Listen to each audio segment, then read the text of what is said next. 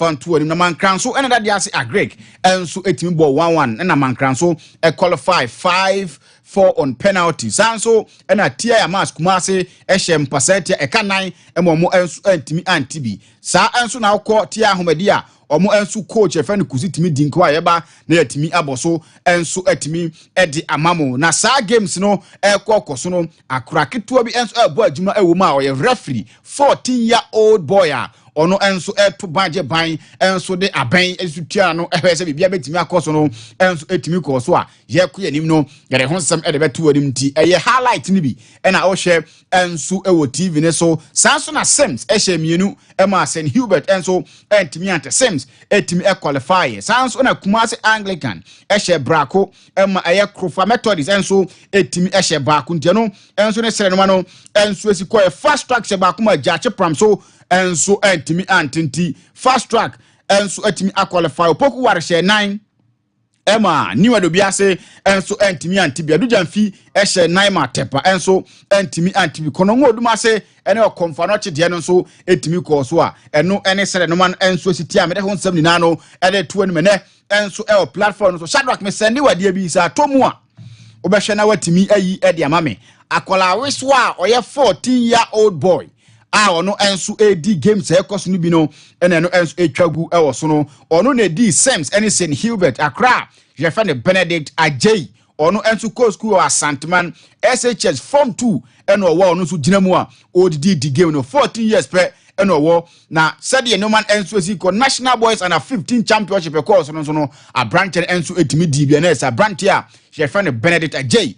co school of Asantman or form 2 or boy juma enso oyi pa won so starting tem all bru nsuo no se de be ya na ni be ye kokontem na afi Ghana yan referee hun sensem no wa no so atimi abeje e de asi ye ntie no ane nsem kakra e free Benedict aso ye ba me de airto ni me ne enso ewo jumadi ne so na yenko na yendi nkomo after say games ahoro no enso atimi ba na wie ye no coaches ni bi enso atimi didi nkomo na ne ye na enim say coach a je fa ne Abdullah Ghazali wo eye kotokono na odini juma enso otia mas Kumase ono can sports team no ho a na otimi tototo no bia enso otimi ko ya si woni ho biem na no no pani a o hwe akire eye Eric Kusi do na fa ne Sanchez ono na say o hwe akire na wadi nkomo ne nkomo die no na o kan nioma o refer Abdullah Ghazali eye enemo na each and every single time so o visit to omo na o visit to omo no Kusi enso otimi boy nkomo. My boss has been very positive about the team. You know, out of his busy schedule, he will still come around and then talk to us, let us know, oh, this is up, this is what is going on. And within the last few days, both tactically and discipline level, everything, he has been very positive with the team. I know, I am someone, Eric Kusi, I friend Sanchez, and so the two Jawodin Komo, and for how Abdullah Ghazali enso ti bo omo na bibia enso ekoye edemo Abdullah Ghazali say head coach edema Basake Holy Stars are still being in the biggest card ni na no nyabre enso edema tia mas Kumase chechom no mu a eno ne nsemo efiri ho ba me de air to anim Georgie Maufa enso player edema Timaya friend no tia mas Kumase wono ena san Pele do not friend Pele Abrante no and a captain edema team no na ahead of set TMS and ebo games no mugidi so metimi age trophy no de se omo na so no Abrante friend George Maufa and so etimi din komo sei ere kire one day and so the possibility say be say 100% because they say team and we are willing to do everything possible to take this tournament because it has been a long time Reggie tournament someone captain edema TMS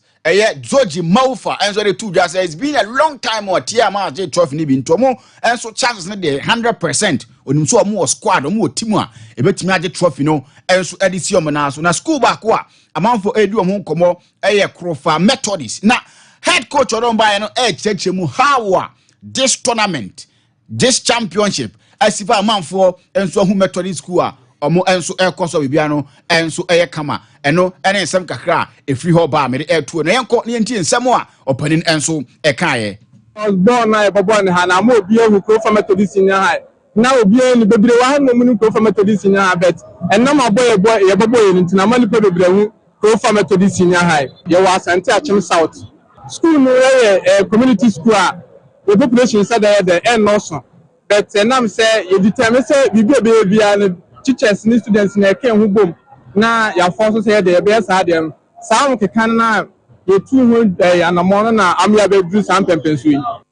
Anyway, any nyoma opening edin komo se krofa methodist no say obi ati omo nka say omo no school omo nso wo Ghana ha bibie ekoyi enso de mom enam sa game yo me boy ni ntino na esa manfo nso ati omo nka ntia ne nyoma games bi say no eno enso etimidi ba yere ho sem e de eto ne yafiri wona afie ntin rom na ye ntin komo otuwa do wakache no a me ka che say empanifo ne otuwa do be hia na afi nyoma ese se omo enso etimidi hu komo no omo atimi enso adi hu komo no mu hia no tintin ni tetem na se opani no enso etoa so na wakoso adi ne juma da ma omaya jefe ne Ghana wo se Black Stars antimi qualify for AFCON 2025 ebeba so e Morocco nanso opani efe no otowado mpanifo se wontena na afi ontimi mo na juma ba report e se chese opani no enso anhwa obetimi abifi ni backroom staff na se mpanifo bia ba keka ho na afi bibia enso atimi akoyi no ne nsem kakra efri otowado enso ne mpanifo meet ni mu ba me de eto ne mene enso ewo dwumadie ne so na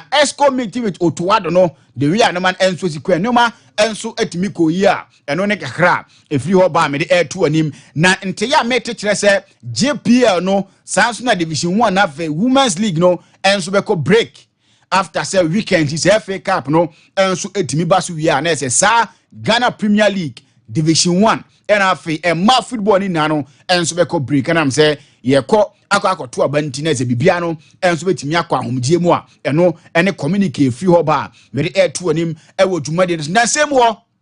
ene ehu se keto kraku ene na pamfo enso che bas wa crash sport remenam se okọhye bobi ese obeche teams ne bas nti bas no ode ose ye ya oche bas no enso ede ma teams na no ena JY apia former Gaka boss ebusa se teams na se omo nhyeda nye no mayo na we na so mbusa se kete sika na wo de che bas no unya ne wo he yenko na yenti opani a ye fere JY apia on bas ni issue no bas no to the same ele ke class ni bisha but here take it up class ma F1 or register na here rubber no other like class with the old man register the ma class no sa and they say it mo on chair baby on yes calfi ka se no nya na le le ten pena auto other things are you one day na time ben wanted decisions on motoka na committee ben approve eno ne samo opani jewa ya pia enso ene tudo obusa questions ne nsense bebre enso etimo ho nti mamen kwa amono ne we no say tip of the papa asa ne goto kwa ya appointment opani e fene manager ba technical director say e de makuma asa ne goto no a ukopie mu adako ja atwom ko yi ne kire ye playing board na afi the technical team ti nsem bebre wa kire ye ba full time so a e bi nyanto wase na afi akire mu na bibia enso atimi akoyi enso ho defense aba yanko fans wona afie din komo e wa amono ne enso emropani me mo akwa aba France me so na bibia e fine on say ne no say abato no nyame adma Saturday we na watch ntinem say bibia e just no quick na o man ne ba because me ho empenfo bo studio Sunday I saw your interview o mo fanche mo na mo complain say say signal radio ne adene man nyina na ahane de say light ne de masa ene e DSC anya si keto akwa light ne e DSC e na o mo so e so o mo ye no so ne e DSC ni na aka ho bi ase kuruma ne yempe no koreka TSC na okay ochi mama me mo bi quick bonne quick no fu say dey de he Mbappe de no e mentality na okọ France a omo di nkomo bu France eno ye ba 10 na me de beba okay sedi na wo no so no nti no I say ba 10 ye to ba ne wi beba okay boy no ebi mu fu say bibi na ye no so dia nkebaka so obia chinchim no kra of Africa and bibi betimi aye no ani na wo of Africa and bibi betimi aye no ai ntino ni na ka ho bi okay well matebe na yes na everyone so ye kwena ye first stories ema ye chefo and so anope live for show no so mom mama mfanto no say enwa matches ana was personal and also about so na ye nkoni a ye fan say man of the match awards no so real quick na fe ye fa dia kan nyina so mra onum say nra wo mu games out no e bounce our koba say boboku a ye fan say Dortmund akwa away wo mu so akwa ye adwuma no sampo no mama mfanto no say Brentford fan say Rami Bensabaini onom ache man of the match award enra ensom na de kwa ebiem ensom na ye game a storm grass awofie womosom na Shironya boy na brancha wan se Romeo ono ensom na de man of the match award enra ensom na ma bobokua ye fan se Shironya na owura na fan se aye Sergio Conceição ono ensom na ye former coach ama bobokua ye fan se Porto unum se no kasai no ye otim sawodo ewo Premier League ni mo a womosom na pan the brana ye fan San Francisco Conceição ono so eche man of the match award enra ono nie eno wo ye djuma ensom na ma Juventus omo team no a chese no mo ewo game no mo na eno som aso ni pa ebiem ensom na ye match bounce awa away and of course akoba sa Benfica team no womo som akobo ya omo ni mo na akwa abasa game no wonum sa Angel Di Maria wono som na France na me no kaso no ewo 36 years enwa game no ayare se Di Maria ensom na German of the match award enwa ensom na koye na Liverpool so match bounce enwa ewo fie na chese dede ne chese nyoma som our Anford no nyina no ma memfa nto onim sam Enra, Argentina ni yakota no your friend Alexis McAllister ono ensom na man of the match award enra wa bra akoba se Liverpool team no wo som na hyem ye no ema bobokua your friend Real Madrid wo so antimi ante na adeba ko no se enra wo nya penalty ema Mbappe ensom na bo say no Mohamed Salah ensom na se penalty ensom na Liverpool team no na mama aya bronte na your friend McAllister ono ene kwadi Gakpo omumi no ana chese omunya sa two goals no ensom na Liverpool eno aye game ba so awonsem no nyina no yete ema yete for enano pay ensom na wo show no say Jamensa kan say intensi sa Real Madrid aba Champions League na bia Real Madrid omo campaign wo mo be lose matches ama akoma yensa menka the last time Real Madrid boboko no ensom na lose matches no be some yensa our Champions League aye groups no mo na adeba kono say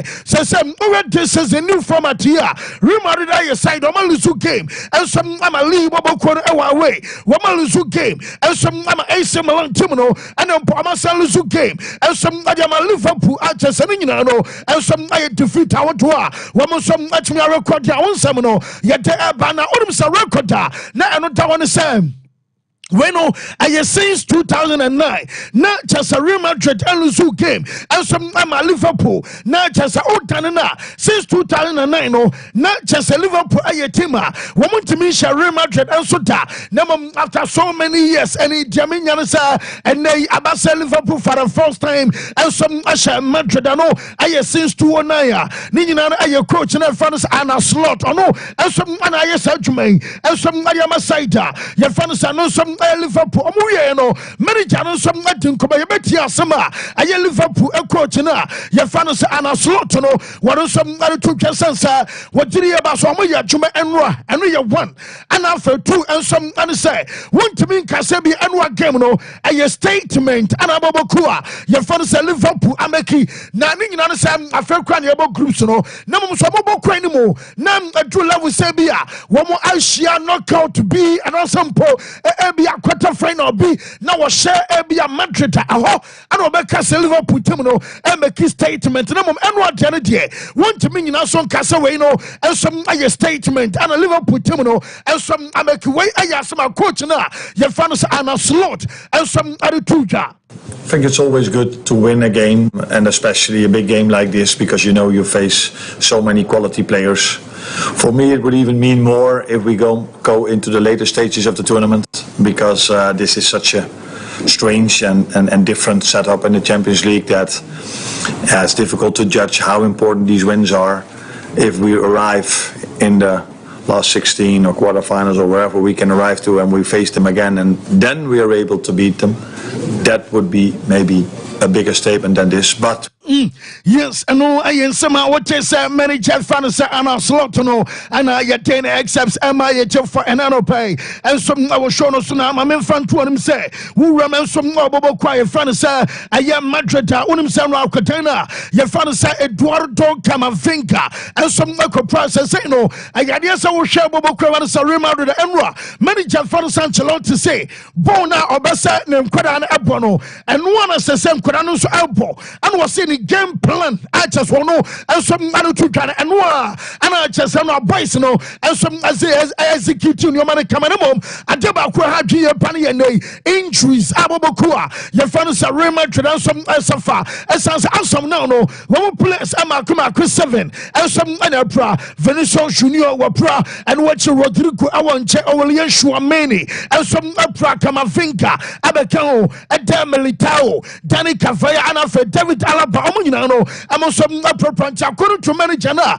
your fans Ancelotti ono and some now did you be mental way woman now our Horman Kenyan San KBNA ya cancer Real Madrid team no and some hand the fine crossing in the idea and no like Kakafina Swaya and some not Abana player your fans Jude Bellingham and Bellingham some Casa Bellingham say and so the Abu and watch at Sompa is way and some Abonya Fay and other Kwako Dawata Biano Tiriaba Senra not Liverpool team no and some Ayabata Edicha Madrid a Drubabi or Senupa which me put down Sakano Craneno no Wabakano almost started match in no not just a Liverpool team no and some other control game in camera now and watching Bob Penna and was a penalty now just a man for dinner time ABC Wayne. Any a confined by I just who she I'm just psychologically and near cancer mentally akotano and some suffer ni teammate I found a Jude and some defender was say what's up penalty actually see and you cross one man who and I send you cross and one man came in a hand cry now I don't want to to our training grounds one more honor trust one in the yachuma one to the abbas ain't to be a player your father saying bumpy I start to say or yet to maintain or show goals and some I am vital I'm a terminal way a Jude Bellingham. Obviously a big moment in the game, but it can happen. He's a wonderful player, but the pressure that he holds because of how good he is huge. You know, it's humongous, and you know the penalty is not the reason why we lost the game. You know, as a collective, we weren't good enough on the night. They performed better than us, and it's as simple as that. Kylian can keep his head high. I know for sure that he will produce many more moments that are huge for this club. Obviously a big moment in the game, but it can... Yes, so now my man front to him say, well, you know, I just in and a bunch of breaking news. I was at Medema says, yeah, Debbie Apostle car. Woman say, and I didn't yes, Sika Casa, Masa. I'm the Man City and some more court. Now, I need 115. Charges from the Bobo Cravan and Man City. Now, Madam Sandy Brody Pinana Chance at the Bay, and there'll be a bit to more T Bobo Kua. Your friend of Man City, the Alco Championship anymore. Dominion says, and say, woman say, I am Man City, legal case, you know, rules are not so provided in a young must say. Now, I'm about settler, it just say until after next season. Now, just a season way, unya. Next season, when you buy we answer, some Man City 84. What is a Man City 84? Man City 85. Oba is a Man City 85. Etimu mo transfer na City 84 na. You be punish woman, you be trauma so na. We be kwa be a championship and say Ligue 1 no. We mo say until say any season where you be bought next season every year and some Man City. We mo some punishment you know and some abaning in an update when I get Justin Archer's breaking news you know. Yet the MI for another pay and some our shoulders and Man U Fortuna kono Masa Shak Mama Enra Manchester team as our training the Juma manager Farsa Ruben Aborim no and some managers and Koran Apan and Washapa Nani Nana ye training the Enra Manchester and Cotano and some Enra you say Harry Maguire any player your Farsa Lisandro Martinez Omunino and some training no manager say Lisandro are available and some other and a game no Harry Maguire and Timmy more and a match Abasun to say where your man you find out Sabian Kotai against Ayapoto Glimt Abaya Juma. Now, Chesanum, I team news, I know, and some of my own something, you know, yet the MIA for another pay, and some of our shoulders so Chelsea Timino, one some Akoko Drew and Ra, Nomina Heidenham, a Gemino, and also some Ababasu away our Germany, and what Chelsea manager Fransa and some Maraska so say. Pedro Neto ano ene Malo Gusto omo mienu emo ene match ne bi na mom nyame yare ma weekend omo bo Aston Villa no ensom na ye game ankora no mienu nyina no ensom abe available for sa game enom update eba honsam no ye de ema ye chef enano pay ensom awo show no so yenkom na na show no aye packed na